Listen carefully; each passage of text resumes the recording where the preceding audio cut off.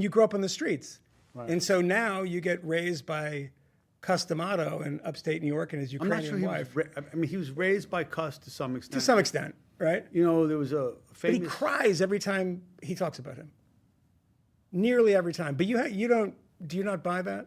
No, I buy it. I believe he loves Cus. I mean, when I spoke to him, I said, "Hey, Mike, man, I don't think like Cus necessarily did you, nothing but favors. I mean, you take a kid out of lockup, you put him under hypnosis, and tell him he's a scourge from God. Is that really like the best way to go about this? Yeah. I don't know.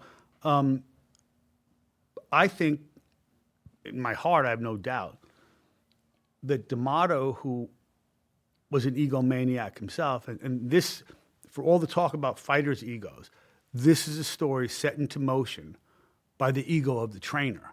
You're the first person I've actually read to say that, actually. I mean, you don't see that often. He's this sainted figure and this sweet old man.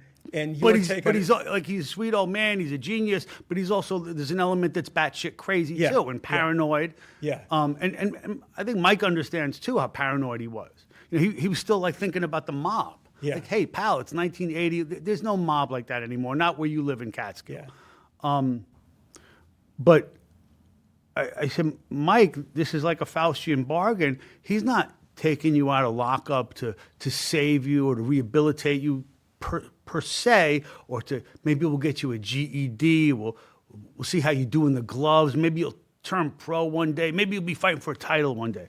No. From the very beginning, it's a 13-year-old kid who comes to him, okay? Yeah. From the very beginning, you're going to be the youngest, the greatest, the most feared, the most this, the most that. And what he's saying... All of which turned out to be true. Yeah. What he's saying is, make me live forever. Make me immortal.